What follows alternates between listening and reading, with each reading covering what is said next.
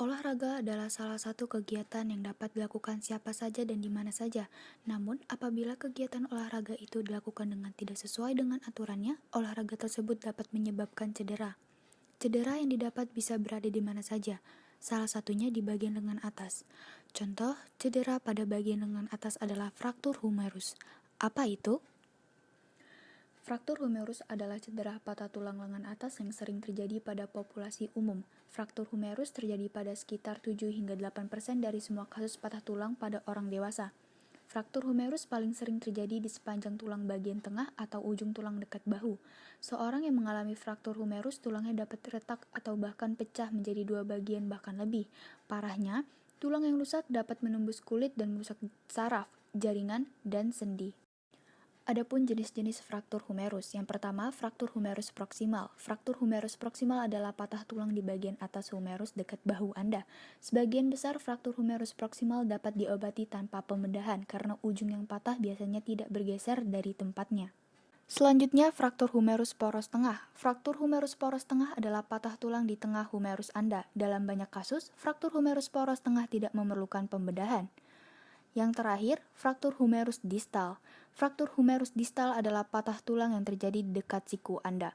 Fraktur jenis ini biasanya terjadi akibat cedera siku yang lebih parah dan terkadang menyebabkan terlepasnya fragmen tulang. Selanjutnya, kita akan membahas tentang penyebab fraktur humerus. Fraktur humerus paling sering disebabkan oleh trauma. Selain itu, patah tulang ini juga bisa terjadi karena jatuh, pukulan, kecelakaan, atau cedera olahraga. Pada patah tulang jenis poros tengah dan proksimal, biasanya terjadi ketika seseorang jatuh dan mematahkan lengan yang terulur.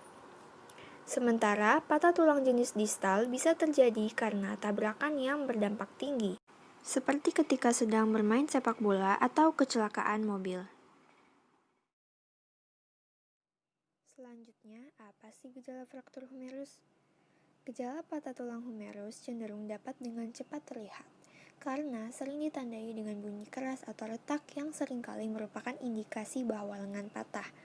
Gejala fraktur humerus yang dialami penderita bervariasi, tergantung pada jenisnya. Tetapi pada umumnya meliputi rasa sakit atau nyeri, ketidakmampuan untuk menggerakkan bahu, diikuti dengan bengkak dan memar, sensasi bergemetar saat bahu digerakkan, deformitas tulang atau pergeseran fragmen pada fraktur, pendarahan atau fraktur terbuka, dan sulit untuk menggerakkan serta menggunakan bahu, lengan, atau siku secara normal jika terjadi cedera saraf.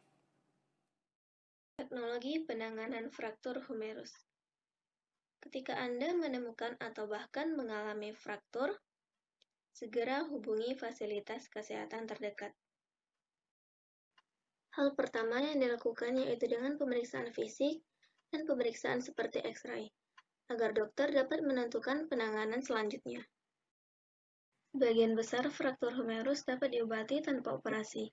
Perawatan dapat dilakukan dengan pemasangan gips, jika fragmen tulang tidak bergeser keluar dari posisinya. Namun, jika parah atau fragmen tulang bergeser keluar dari posisi, maka diperlukan operasi. Operasi biasanya dilakukan untuk mengembalikan mobilitas sendi.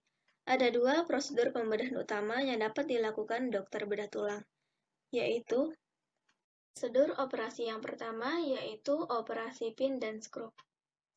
Jika Anda memiliki fraktur terbuka yang menyebabkan tulang yang patah keluar hingga menembus kulit Anda, operasi akan diperlukan untuk membersihkan ujung tulang yang patah. Kemudian dokter bedah akan menggunakan pin, skrup, dan plat untuk memperbaiki struktur tulang yang patah. Prosedur operasi yang kedua yaitu operasi cangkok tulang.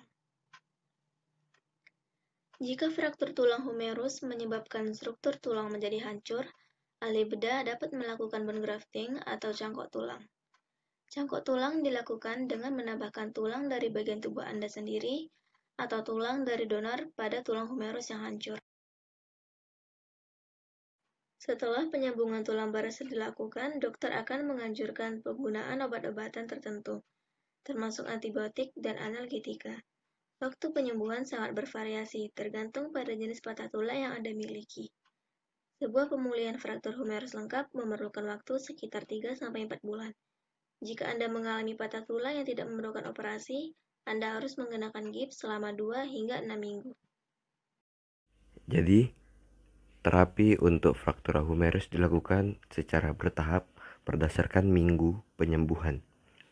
Pada minggu pertama, kita mencoba terapi untuk melepas kepalan dan mengepal kembali.